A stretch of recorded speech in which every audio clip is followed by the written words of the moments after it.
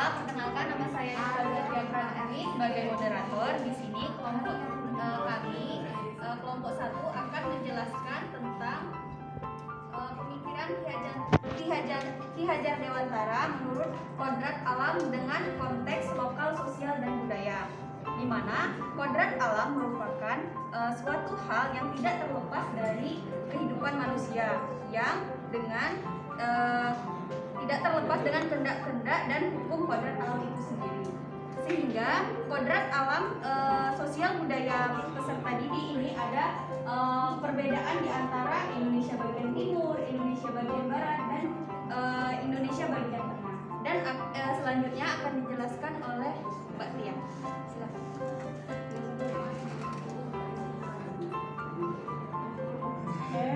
Di sini saya akan melanjutkan penjelasan materi dari rekan saya. Saya akan menjelaskan pemikiran dari Ki Hajar Dewantara.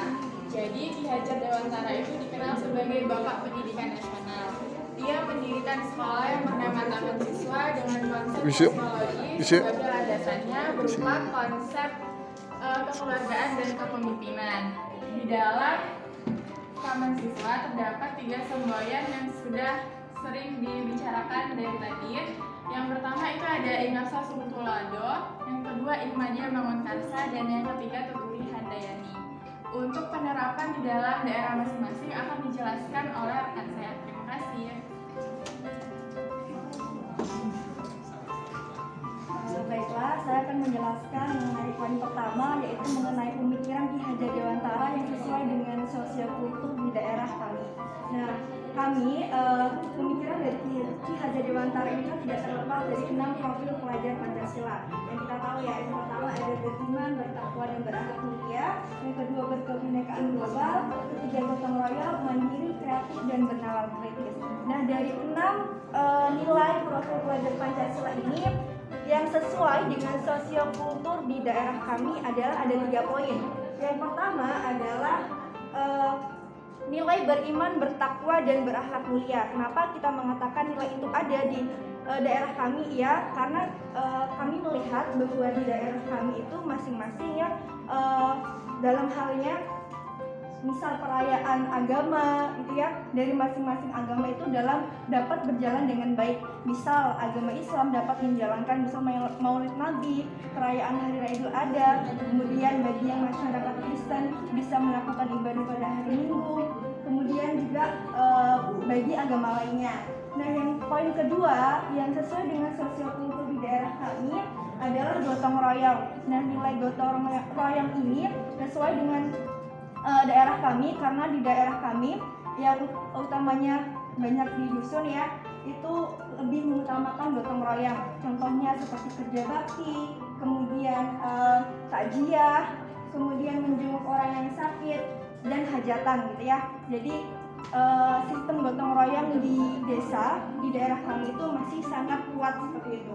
Kemudian yang ketiga, poin yang masuk ke dalam sosiokultur budaya kami adalah berkebinekaan global. Kenapa kami mengatakan itu? Karena di daerah kami terdapat beragam suku, baik ada suku Jawa, suku Palembang, suku Komering, dan lain sebagainya gitu ya.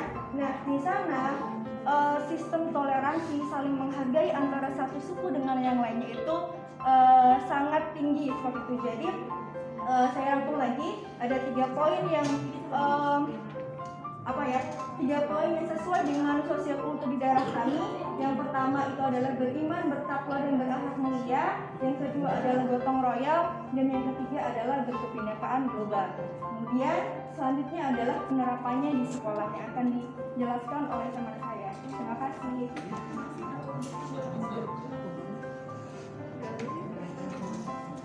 Oke, selanjutnya penerapan dari nilai-nilai luhur budaya dari 3 yang sudah disampaikan oleh Nur Hasanah sesuai dengan sosiokultur yang ada di daerah. Maka ini adalah penerapan dari nilai-nilai budaya luhur di sekolah gitu.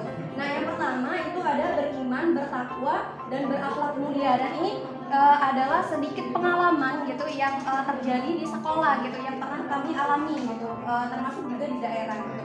Dimana beriman, bertakwa, dan berakhlak mulia ini contohnya misal ketika hadir ke sekolah gitu, kami tidak diminta untuk langsung ke dalam kelas, tapi kami diminta untuk berkumpul dulu di halaman sekolah, lalu masing-masing dari setiap kelas itu harus mengaji dulu gitu.